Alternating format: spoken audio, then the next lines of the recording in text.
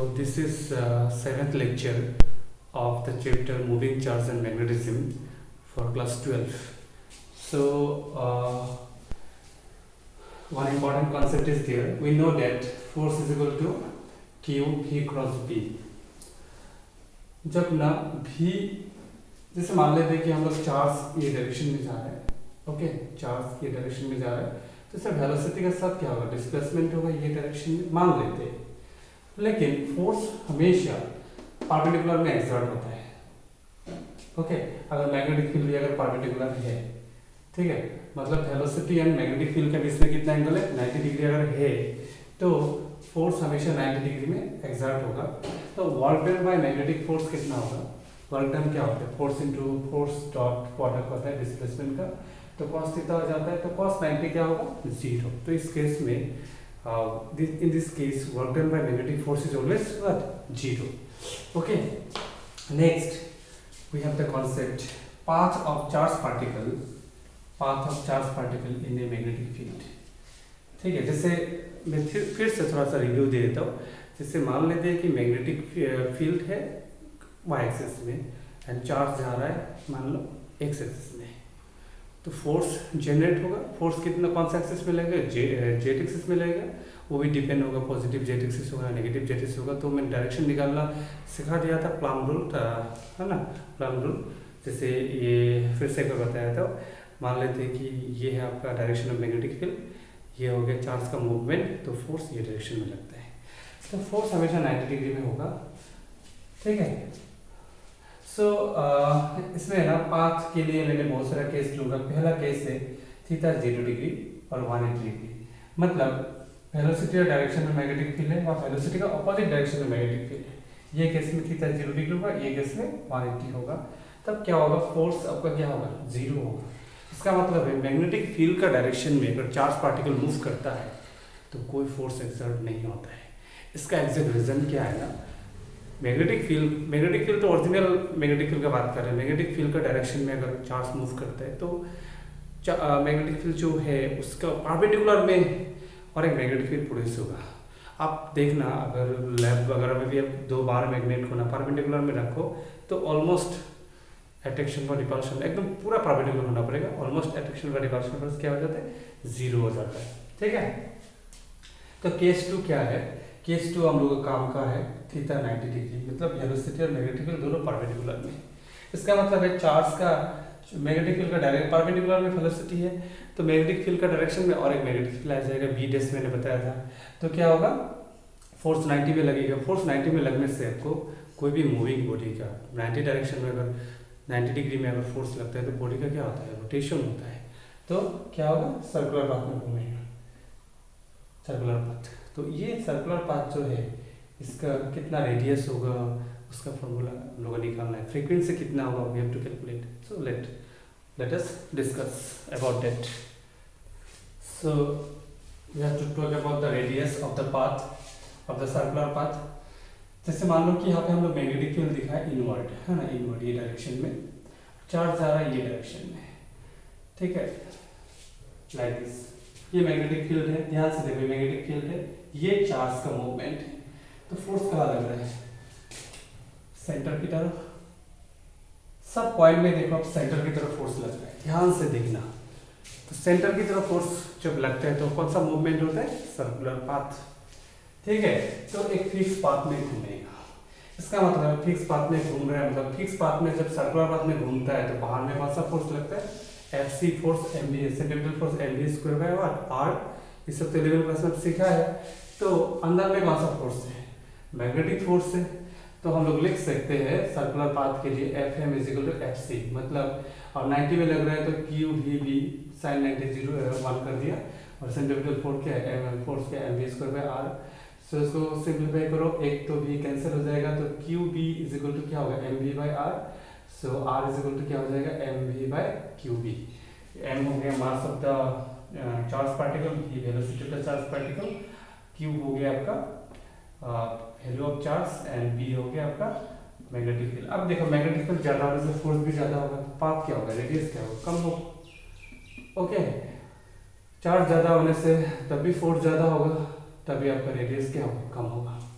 Okay, next step है time period. Time period क्या होता है? टाइम पीरियड एक साइकिल कंप्लीट करने में जो टाइम लगेगा, तो टाइम बेसिकली आप लोग जानते हैं कि s is equal to v t. Okay, so t is equal to क्या होगा?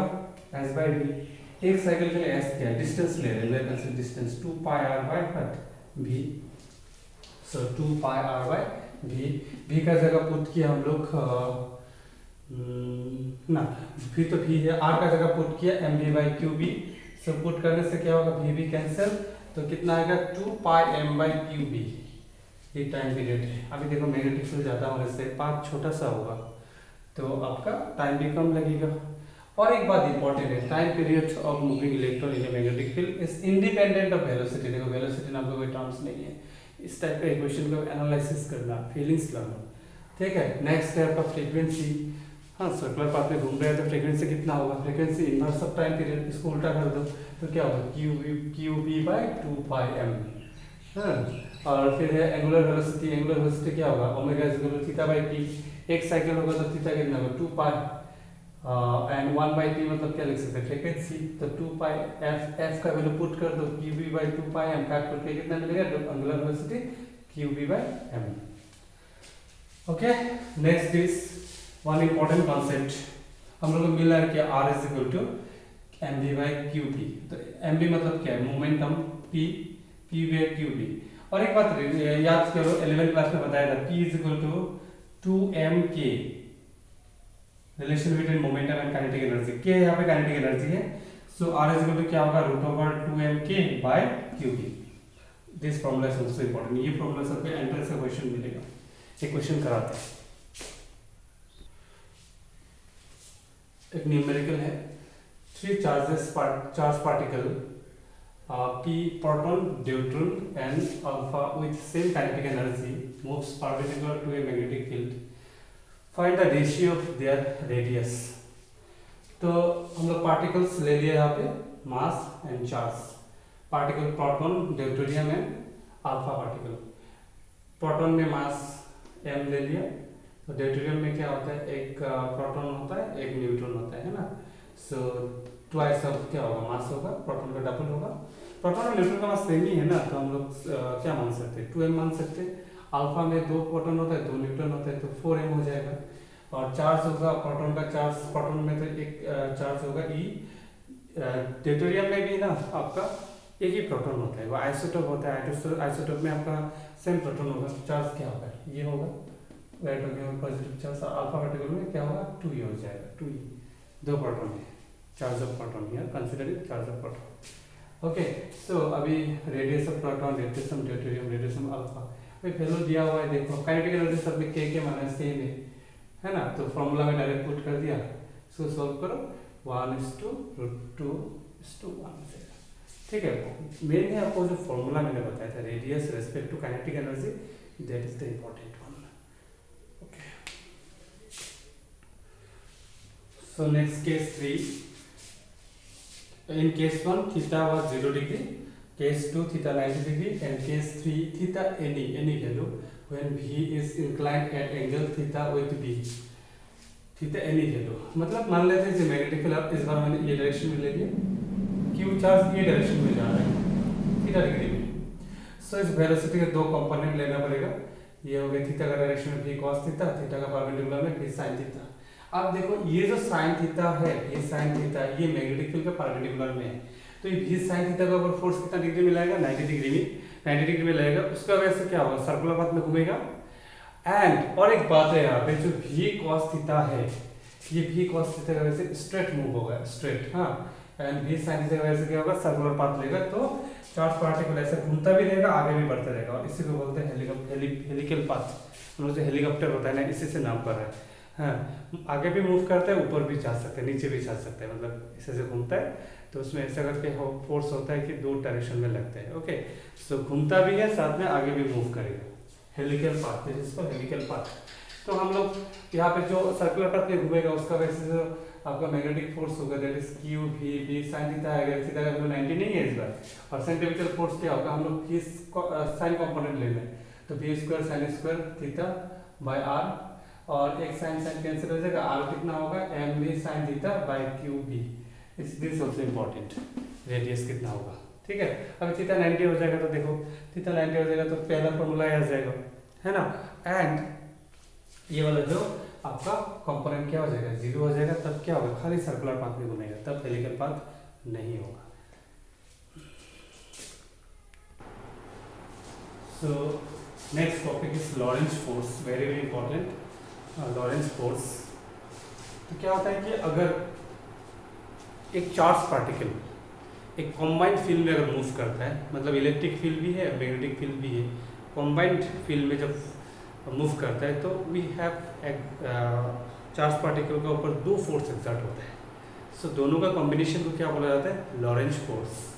सो F net is equal to electric force कितना होता है, क्यू इंटू ई, याद करो ये इलेक्ट्रिसिटी में हमने पढ़ाया था, और मैग्नेटिक फोर्स इतना है, दोनों का कॉम्बिनेशन को हम लोग क्या बोलते हैं, नेट को लॉरेंज फोर्स बोला जाता है, ठीक है। आपको थोड़ा बहुत एक बोर्ड एग्जाम में आता है, हाँ, इसे लिखना पड़ेगा, when A charge particle move combine of two field, electric as well as magnetic field, then two forces exert on it, the net force is called Lorentz force।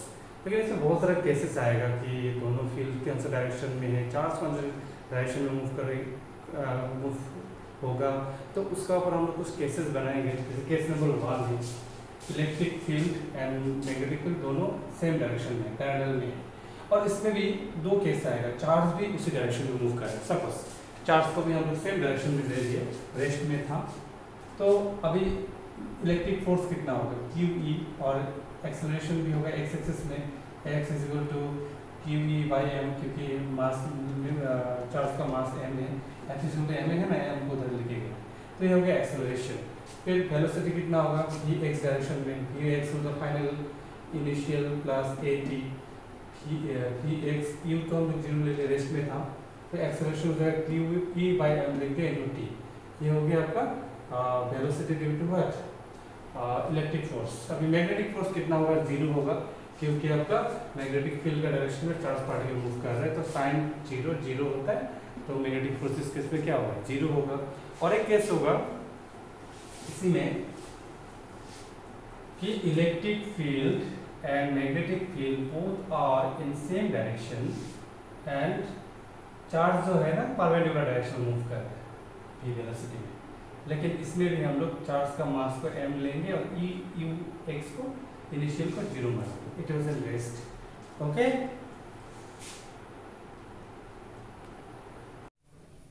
The second one is electric field and magnetic field are in same direction but charge move in a perpendicular direction. Charge अगर ये direction में भी जा रहा है ना, तो electric force electric field के डायरेक्शन में ही लगेगा। सो ये हो गया आपका इलेक्ट्रिक फोर्स एक्स एक्सिस में लग रहा है, इलेक्ट्रिक फोर्स एक्स एक्सिस में लग रहा है क्यू इंटू ई, तो एक्स एक्सिस में कितना एक्सेलरेशन होगा, A X equal to Q E by M, तो वी एक्स इक्वल टू, ये इक्वेशन तो ऑलरेडी निकल चुके हैं हम लोग, लेकिन ये डायरेक्शन में लगेगा। और एक बात है, अभी प्रीवियस केस में मैग्नेटिक फोर्स 0 था, क्योंकि चार्ज मैग्नेटिक फोर्स फील्ड का डायरेक्शन मूव कर रहा था, इसमें परपेंडिकुलर में है, तो ऑब्वियसली बात है फोर्स परपेंडिकुलर में लगेगा, तो फोर्स का वैल्यू कितना है, क्यू वी बी। तो पाथ कैसा होगा, एक फोर्स लग रहा है एक्स एक्सिस में, एक फोर्स लग रहा है आपका जेड एक्सिस में। सो एक का वजह से क्या होगा आपका सर्कुलर में घूमेगा, और एक का वजह से आगे बढ़ेगा, यानी हेलिकल पाथ, ऐसा ऐसा मूवमेंट होगा। सेकेंड केस से आपका electric field and magnetic field दोनों परपेंडिकुलर है। अब इसमें भी फिर इंटरसेक्शन होगा, चार्ज एक्सिस में मूव कर रहा है, चार्ज वाई एक्सिस में मूव कर रहा है, तो इसको आप खुद सॉल्व करके भेजो, ट्राई करो एटलीस्ट। थोड़ा बहुत तो सिखाए थे, इलेक्ट्रिक और मैग्नेटिक को परपेंडिकुलर में लो, इलेक्ट्रिक चार्ज को पहले एक्सिस में मूव कराओ, देखो इलेक्ट्रिक फोर्स कितना होता है, मैग्नेटिक फोर्स कितना होता है, और फिर वाई एक्सिस में देखो इलेक्ट्रिक फोर्स कितना होता है, कौन सा डायरेक्शन में होता है, रिजल्टेंट क्या होगा, पाथ क्या होगा, जस्ट ट्राई। इसके बाद फिर और एक टॉपिक होगा साइक्लोट्रॉन, एप्लीकेशन पार्ट है। साइक्लोट्रॉन का भी आप ट्राई करके देखो, थोड़ा बहुत एक प्रिंसिपल होगा, प्रिंसिपल अभी तक आप सीख ही चुके हैं क्या प्रिंसिपल में वर्क होगा, बाकी तो आपका डायग्राम कंस्ट्रक्शन थोड़ा बहुत याद भी रखना पड़ेगा। अभी ये चैप्टर का हम लोग लास्ट पार्ट में है, ज़्यादा नहीं है, थोड़ा बहुत ही है, force between two parallel current. Obviously बात है, तो टू पैरेलल करंट अगर वायर है, दोनों में करंट पास होगा, तो दो मैग्नेटिक फील्ड होगा, तो फोर्स तो होगा। फिर हम लोग को देखना है डायरेक्शन क्या होगा, फोर्स का वैल्यू कितना होगा, किसका ऊपर डिपेंड होगा, ऑब्वियसली बात है करंट का ऊपर डिपेंड होगा, दोनों करंट आएगा। उसके बाद लास्ट में हम लोग को सीखना है टॉर्क, मतलब एक मैग्नेटिक फील्ड में अगर हम लोग एक वायर रखते हैं तो क्या लगता है, फोर्स लगता है, फोर्स परपेंडिकुलर में लगता है, तो करंट लूप होगा तो वो ट्राई करेगा रोटेट करने के लिए। सो इसके ऊपर हम लोग में इलेक्ट्रिक मोटर वगैरह काम करते हैं। तो ये जो moving charge and magnetism chapter का हम लोग लास्ट पार्ट में है। इसके बाद एक छोटा सा चैप्टर होगा हम लोग का मटेरियल के ऊपर, वो भी ज़्यादा टफ नहीं है, वहाँ पे थोड़ा लॉजिकल है। Further we have to discuss about electromagnetic induction. Electromagnetic induction भी बहुत ईजी है। अभी यहाँ पे हम लोग जो भी पढ़ाई कर रहे हैं करंट का वैसे मैग्नेटिक फील्ड प्रोड्यूस हो रहा है उसका यूजेस से, और मैग्नेटिक इलेक्ट्रोमैग्नेटिक इंडक्शन में हम लोग यूज बात करेंगे changing magnetic field can produce AC current. Simple सा कॉन्सेप्ट होगा, वहाँ पे 2-3 लॉ होगा, खाली थोड़ा सा कॉम्प्लिकेटेड थोड़ा सा कॉन्सेप्चुअल पार्ट है एलसीआर सर्किट, उसका एप्लीकेशन होगा इलेक्ट्रिक जनरेटर एंड ट्रांसफार्मर। सो हम लोग का ज़्यादा दिन नहीं, विद इन 1.5 वीक में हम लोग का खत्म हो जाएगा। आज एक्चुअली 2-3 वीडियो बनाने का मतलब प्लानिंग था, बट 15 से अगर स्कूल खुल जाएगा तो हॉस्टल वगैरह थोड़ा गंदा होकर बैठा हुआ है, तो जस्ट मैं सुबह से उसी में लगा हुआ था। थोड़ा बहुत वो नीचे ढलाई का भी प्लानिंग है, थोड़ा कलरिंग का प्लानिंग है, प्लास्टर वगैरह भी पूरा हो गया। तो हम लोग का ये आपका जो एकेडमिक सेक्शन है ये तो पूरा नीट एंड क्लीन पहले से है, वो सेक्शन भी हम ट्राई कर रहे हैं कि before opening the school just थोड़ा सा इम्प्रूव करने के लिए। सो कल भी थोड़ा हो सकता है वीडियो कम दे पाऊँ, और तो कल भी थोड़ा काम होगा। एक्चुअली रहना पड़ता है साथ में, अदरवाइज काम वगैरह ठीक से नहीं करता है। मैं भी आज थोड़ा बहुत लेबर का काम किया, अच्छा लगता है when we do some home means extra work, physical work, feel happy, रात को भी अच्छा नींद आता है। ओके, सो बैलेंस करके चलना है। आपको भी मैं फिर से बोल रहा हूँ, जो पुराना लेक्चर वगैरह नहीं देखा है थोड़ा फिर से देखो, क्वेश्चन वगैरह लेट से भी होने से भी सॉल्व करके भेजने की कोशिश करो। Okay fine.